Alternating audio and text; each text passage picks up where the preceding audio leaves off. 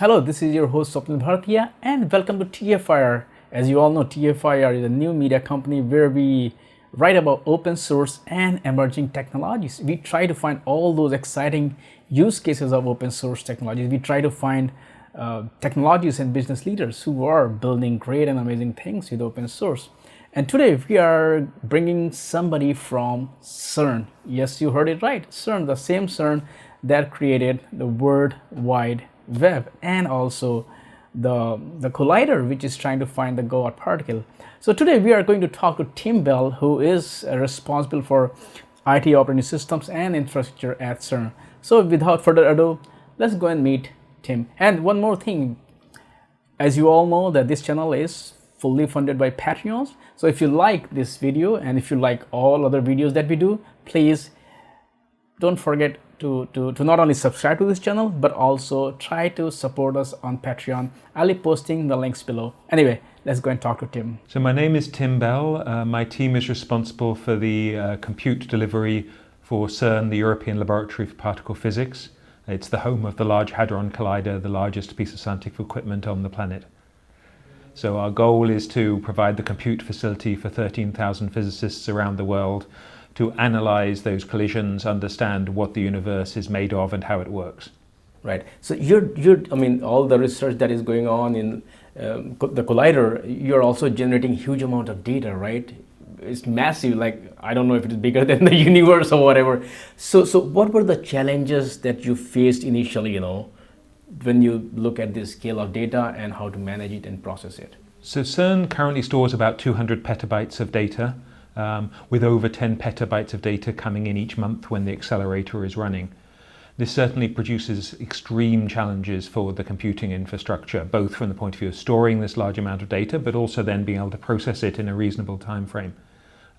It puts pressure on the networking, storage technologies, and the ability to deliver an efficient compute framework. So how did you kind of, because traditional compute storage networking will not work. So you had to move to some software defined or something. So how did you because CERN has been around for much longer than OpenStack has been around. So CERN as an organization has been around for about 60 years, Yes. Founded in 1954. But we've always been facing computing challenges that are difficult problems to solve. But with those, we've been aiming very much to be working with open source collaborations. Even in the 1990s, when we invented the World Wide Web at CERN, it was clear that this was a basis under which CERN might have had that problem, but we were then looking to share this with the rest of humanity in order to be able to benefit from the research done at CERN. And open source is a very good vehicle under which to be doing this. So even before OpenStack was around, we were using open source and delivering services on Linux bases. But increasingly over the past 10 years, we found that rather than taking on problems ourselves, we find upstream open source communities with which we can work who are facing similar challenges, and then we contribute to those projects rather than inventing everything ourselves and then having to maintain it as well. So what are the open source projects that you're actively collaborating or contributing to? So along with OpenStack, we use Puppet for configuration management, Grafana InfluxDB for monitoring, and CentOS as the basic operating system around which we run the infrastructure at CERN.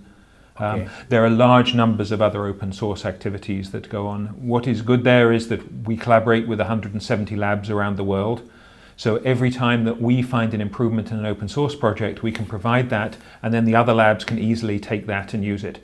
We can also learn from others, so large-scale installations like eBay and Rackspace make changes to improve scalabilities of solutions, and then we can work benefiting from that work in order to allow us to scale also. Why did you choose CentOS? There was any particular reason behind? So we were looking for an open source distribution of Linux, and we had been using in the past Red Hat Enterprise, and then we had been rebuilding ourselves our own version, Scientific Linux CERN.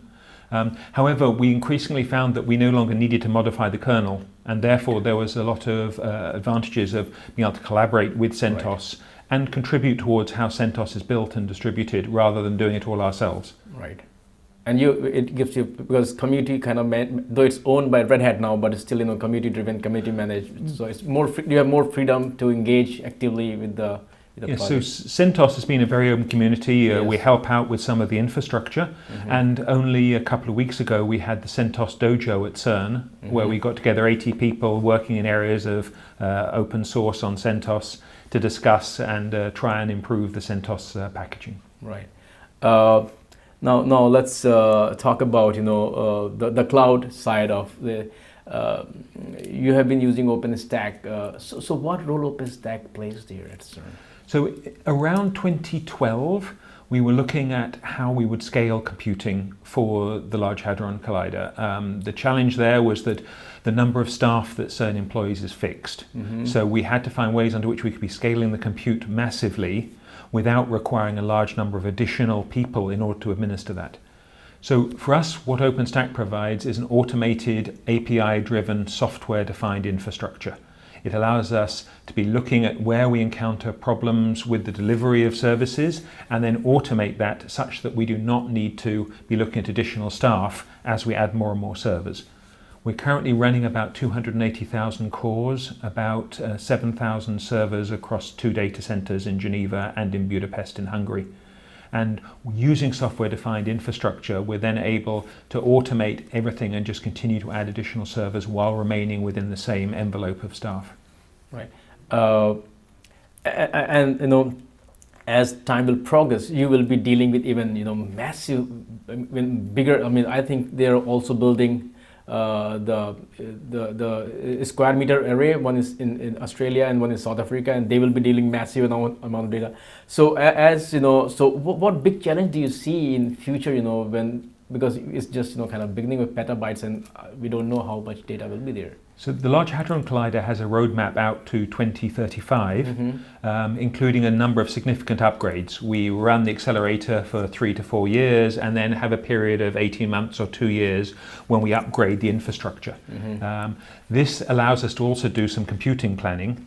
And currently looking out to 2023 when the high luminosity LHC will start up. This means that the beams have a lot higher luminosity, the particles are packed a lot closer together.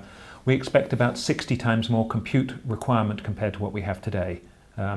With Moore's law, we'll maybe get 1/4 of the way there. So we have to find ways under which we can be scaling the compute and the storage infrastructure correspondingly. And finding automation and solutions such as OpenStack will help that. The Square Kilometre Array are equally facing the same problems, and we're collaborating with them around a number of areas in the OpenStack Scientific Working Group, and also a formal agreement between CERN and the SKA headquarters that allows us then to be sharing the experiences of running compute infrastructure and data at scale. Right. You did mention earlier also that whatever work you're doing to share with. So what are the other scientific institutes that you are kind of collaborating with, because a lot of work may be duplication. So can you tell us about the collaboration there? So when we started off the Large Hadron Collider and looked at how we would deliver the computing, it was clear that we couldn't put everything into the data center at CERN. So we devised a distributed grid structure with tier 0 at CERN and then a cascading structure around that of labs that collaborate with us. So there are around 12 large tier 1 centers and then 150 smaller universities and labs around the world, all of which you receive samples of the data from the LHC in order to assist the physicists to understand and analyze the data. And that structure means that we are collaborating internationally with hundreds of countries contributing people towards the analysis of that data. And so it's a very natural form under which to be forming international collaborations, such as we also see with open source communities like OpenStack.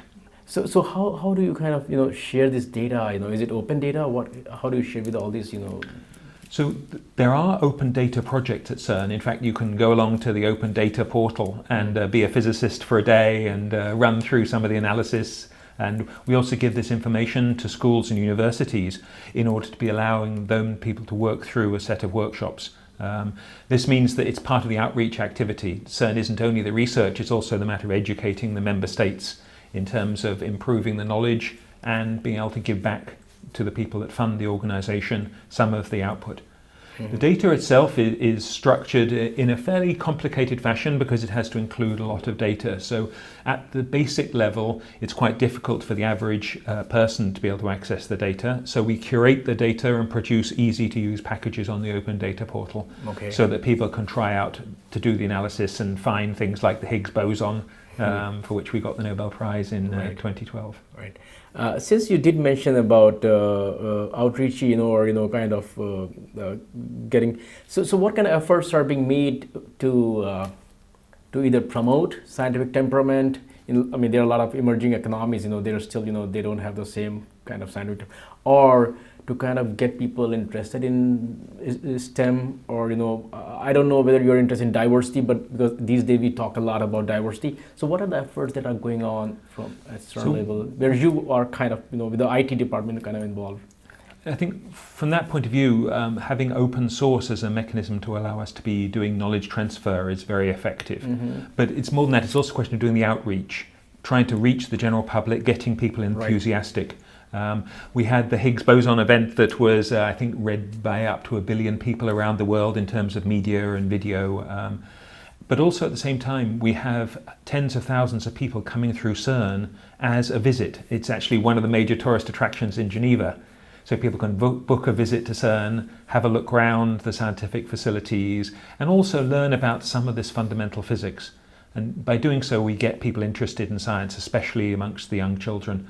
So they go back wanting to get involved in terms of pushing technology to the limit. Right. Yeah, I mean, this has always been, science and kids. It's a nice mix there.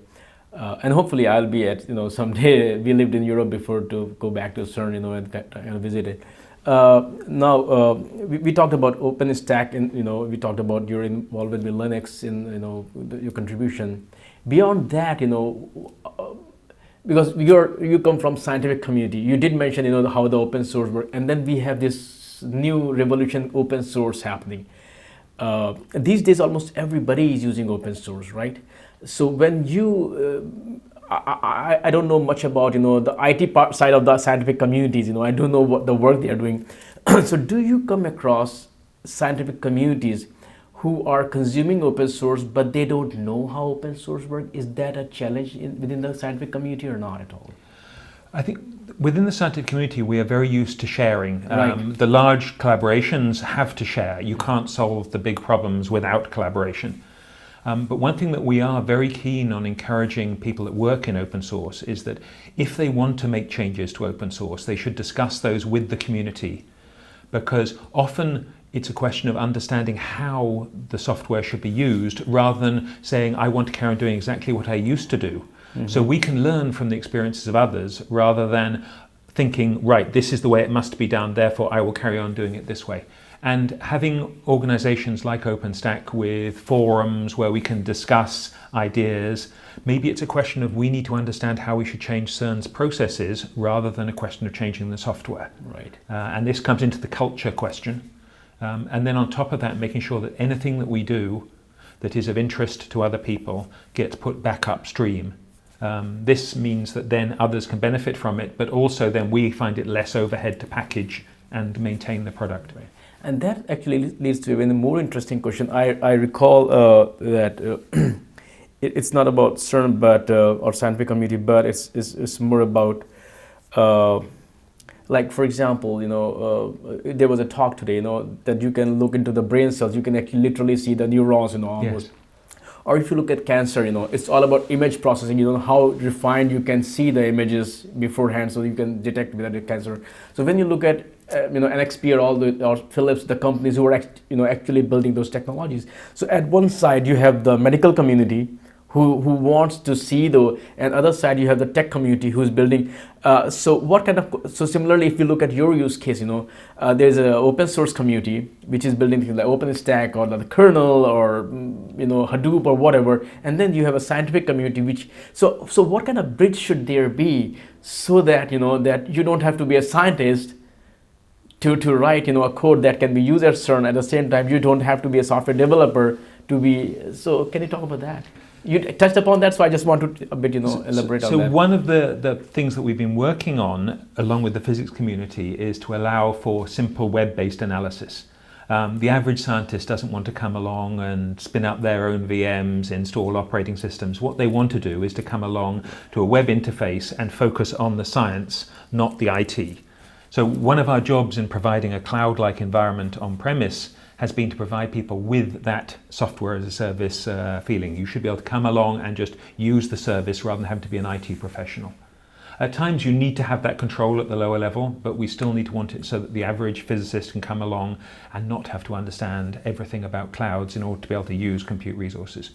So Jupyter Notebooks is a recent development which is very encouraging to allow scientists to both write analysis and also share it easily through packages like OwnCloud. And this then allows people to do interactive analysis together in large groups. Which package you? OwnCloud. What is that? So it's like a Dropbox. It's an open source Dropbox. Okay. Because I'm actually very good friends with Frank Karchlik, who founded OwnCloud, and then he forked to the Nextcloud. So OwnCloud and Nextcloud are similar functionality. That's interesting. What I'm talking about the next kind of level, where you did mention, let's say that you have a very specific need, at the accelerator. And but the open source community is working in a kind of isolation, right? Mm-hmm. So is there some kind of, you did mention some collaboration like with CentOS you're working, or so can you just talk about what kind of collaboration you have where you help those open source communities understand what your needs are, so that the kind of features or needs you have that go in the upstream. Do you understand the question? Yeah. So one of the things that we do a lot is to come to conferences such as this. Right. And with that then allows us to be explaining our use cases and evangelizing. But at the same time, it's a very good way of collecting together people with common experiences. The OpenStack Scientific Working Group is 90 or so labs, all of which are trying to deliver science on clouds. And it's interesting that we spend some of the time talking about OpenStack, but we spend an awful lot of time also talking about the challenges of how you deliver computing for scientists. The other aspect that is useful is to have collaborations with industry. Mm. So in coming along and explaining some of the difficult challenges that the LHC is creating for us, it also allows industry to come along and work with us. So we have collaborations with Huawei and Rackspace, where we're looking at the extreme computing challenges we have now, because in a few years' time, these are going to be everyone's computing challenges. The capacitive touchscreen invented at CERN in the 1970s and the World Wide Web, these are the kind of technologies that were started off at CERN, but then sooner or later the general public needs the same solutions, and the world without the capacitive touchscreen and the World Wide Web will be a very difficult world today, world today. Sorry. Is there anything else we should touch upon? Because we covered some broad areas. I think the other aspect will probably be public and private cloud. If that's something of interest. So one of the aspects of deploying a private cloud at CERN is that it also allows us to gain experiences of using clouds and then be looking at starting to use public cloud resources. So this is getting very interesting as we start to look at scenarios such as needing additional computing capacity for the future, or coming up to a computing conference where for a short period of time you want a significant amount of compute resource to finish off your research. So we've been doing some work in association with the European Union in a project called Helix Nebula, where we explore what does it take to be using public cloud for running science. We're used to running scientific research on-premise, and when you start running in the public cloud, items like network bandwidth, storage space, adjusting the workloads to meet the cost and placing the workloads that make sense in public clouds and on-premise become very difficult challenges, but I think we're going to need them for the future in order to be able to keep on scaling out the compute and making sure it doesn't block the physics research. Okay, that's interesting. One last question would be, which actually I think I'm forgetting. What was I going to ask? It's just a fun question where I would like to wrap this interview. Is that CERN gave us, the internet, World Wide Web. So what is the next thing we can expect from CERN? So CERN did the World Wide Web. The internet itself was around beforehand, but it basically, in many cases, what you do is you build on the shoulders of the giants of the previous technology. What will come next? One of the great things about research is that it's really very difficult to predict what the future will bring. We were looking at the LHC in the 1980s as a design. The theory for it, for the Higgs boson, was the 1960s. And these activities can often take decades in order to arrive. On the other hand, you can find breakthroughs that occur. We're looking at machine learning, trying to understand how to use new solutions such as GPUs in order to address the problems of analyzing the vast quantities of data that come from the accelerator. But the challenges of using machine learning for something where we're doing research and we don't know what the right result will be is one of the things that the computing people are looking at in detail. Right, because machine learning is people just think about AI as AI, but without machine learning, without actually feeding it, like a child, Right, and training something when you don't know what the right answer is. I think it was described as looking for a needle in a haystack when you don't know what a needle looks like. Exactly. And that kind of challenge of how do you get machine learning to identify anomalies rather than matching is going to be one of the computing things. So are you in any way consuming machine learning? So a number of investigations are going on in association with a number of companies as well. And so with that, we're then experimenting to see what could this bring us. Because if we're able to get machine learning working effectively and it's building on work being done by industry, then at that point, we're potentially at a point where we might be able to start finding solutions for the high luminosity LHC. We've got a few years to 2023, but it's not that long. Right. So a lot of work is going on at the moment. So we can just end it at a funny note. We may expect that you can say machine learning was there, but we at CERN were the one who created Terminators, right? It could happen, right? I think one of the goals of the research is to be working out how do we go through understanding the computing requirements. People like Elon Musk, he worries about AI. We don't see flying cars, and we have been hearing about flying cars forever. So I don't worry about AI going rogue and bad. I'm actually excited about AI and machine learning solving a lot of our problems. I think finding ways to use the computing challenges of the LHC and applying them to the needs of the general public is one of those things that's very interesting.